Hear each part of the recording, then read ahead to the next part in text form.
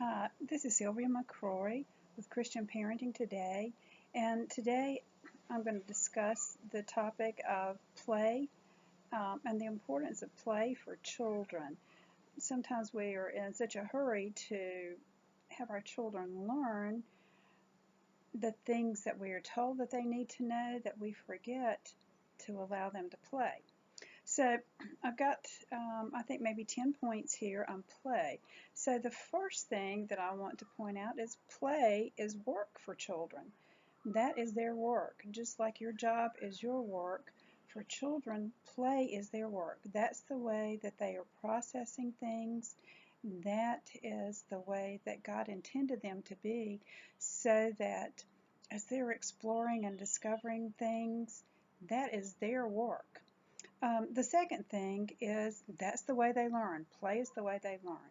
If they are playing with blocks and the blocks, they put a small block and then a big block on top of that one, and after a few blocks it all crumbles down, then that's the way that they learn. Whoops, I need to put the bigger block at the bottom. So that's the way they learn. The same way with a toddler falling down, the way they learn to walk. They're going to fall down a few times, but that's the way they learn to walk. And it allows them to make decisions. The same thing like when I was talking about the blocks. When children play, um, they get to make the decisions. They get to be in charge. So they get to make the decisions about, do I need to put the small block down or do I need to put the large block down? Do I need to put down 2 blocks or will 1 block be enough when I'm building my tower? So they they're making decisions. Um, the third thing is, or I think this is maybe the fourth thing, excuse me, is that it allows them to be in control. Not only are they making the decisions, but they are in control of the decisions. There are not many things in a child's life that they are in control of. Parents are um, handling everything for them and telling them everything to do. But in play, if they are just allowed to play, they are in control. And let them be in control. Don't try to take that away from them, because it gives them confidence and it helps them to feel like they can do it, that they can make a decision, and if it fails, that's okay. But if it doesn't, they made that decision and it was a good one. Another thing is play allows children to be creative. My goodness, when we allow children to play, they create so many things. We can stack up blocks and we can think that those blocks are nothing more than a stack of blocks or a tower. But to them, it can be a fort, it can be a castle, it can be a princess palace, it can be a cake. I mean, for children, they are so creative. And not just, I talk about building blocks, but not just with blocks, but let's say that they are that they are using art. Let them be creative. Let them make what they want to make and let them be creative. Um, so that's another way. And we need people that are creative today. We need people that um, can um, can create something that is new to us and something that we can use for a different purpose. So we need people that are creative and are creative thinkers. Um, so also play gives children confidence in their abilities and in their decisions. So back to my blocks. If what they were building, if they're building a fence or a tower or whatever, if it works, they have great confidence. If it fails, that's okay. They'll try again. But if it works, then they know what to do to make something greater or to make something different. But it builds that self-esteem and that confidence that they need to make decisions in the world, and not just as children, but as they grow up. The more we instill in them this confidence that's not phony, it's not like a participation award that kids were given for just showing up. This is, they have done something, it worked, and their confidence is in themselves. And that is what is so important, is that they have confidence in themselves that they can do it. And they can do it without our help. That is another huge thing. You know, there's a difference for children if they do something and they have done well, and mom or dad has stood over their shoulder and told them everything to do, every I to dot, every T to cross, every step to take, then they may be successful, but it wasn't them. It wasn't all them. It was mom or dad pushing and telling them. So in play, if you just let them play, then they can have that confidence in themselves that they can do it on their own, that they can make a decision and it can work. They, like I said, they may make a decision and it fails, but they made the decision. So, you know, the flip side of that is, if they make a decision and it fails, that's okay too, because now they have made a decision. It failed, but now they can go back and do something else to make that, to change, you know, to change what it is. So they're learning from failures as well as from their successes. Um, Also, it is play is an outlet for their emotions.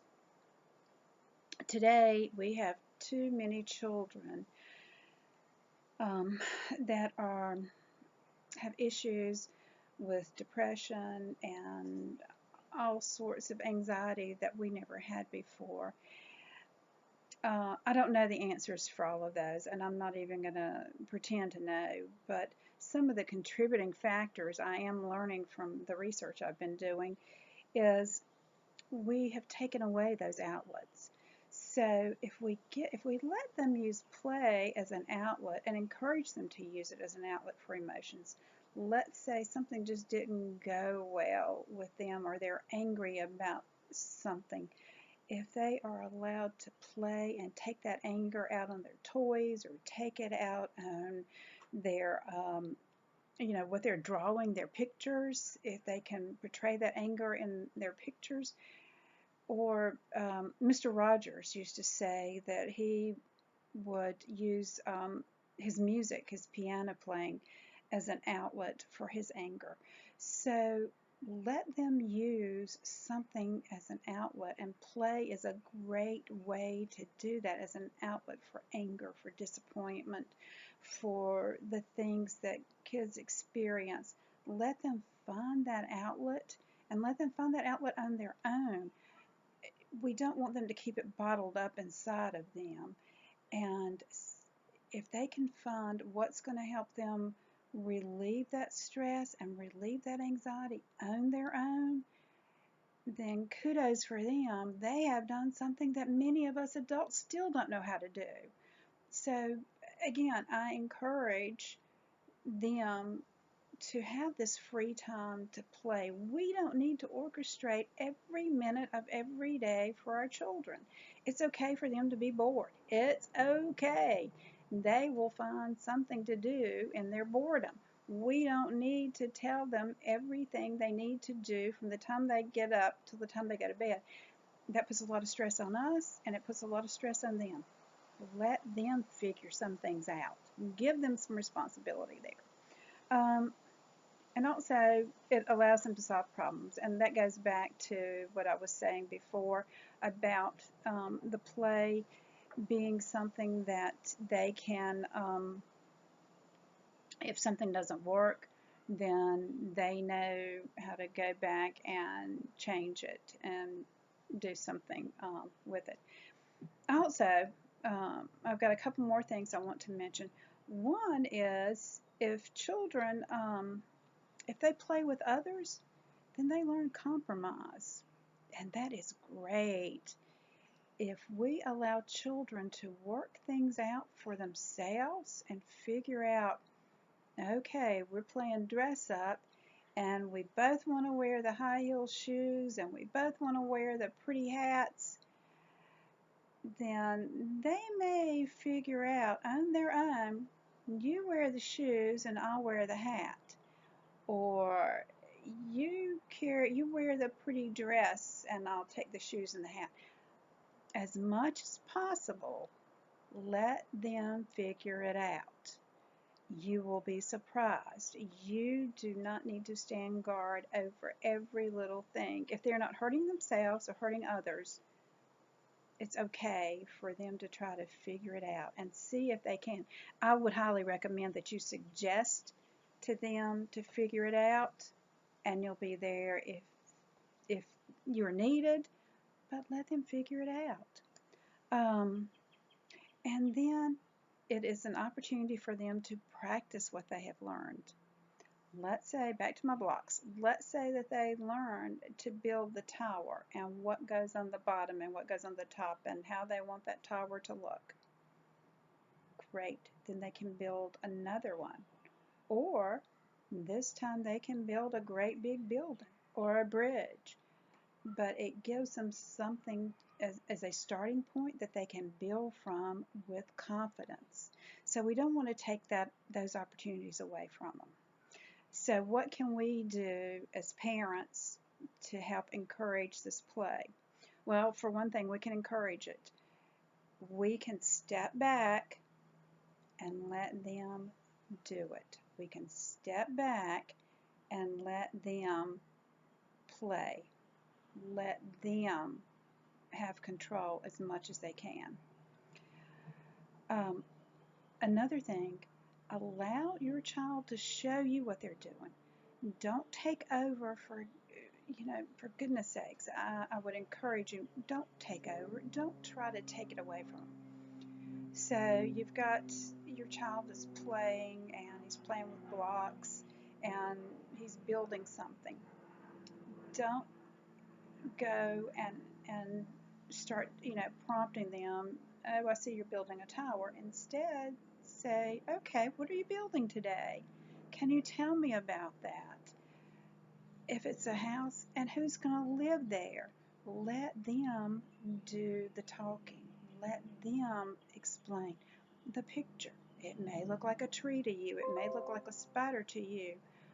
But allow them to tell you what it is.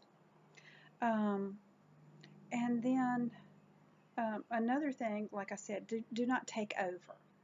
Let them tell you as much as possible. If there's no harm, let them tell you what they're doing and how they're doing it. And then the last thing I would say is be supportive of them in their play and display. If they've built something with clay, display that. If they've drawn a picture, put that on the refrigerator. Show them that you are proud of what they are doing and what they're accomplishing on their own. So that's pretty much it for today. There is just one other thing I want to leave you with before I close today, and that's the Bible verse from Proverbs 22:6, and it says, "Train a child in the way he should go, and when he is old, he will not turn from it." And I think most of us know that verse. But again, I want to thank you. This is Sylvia McCrory. Go and watch your children play. Have a great day. Thank you so much.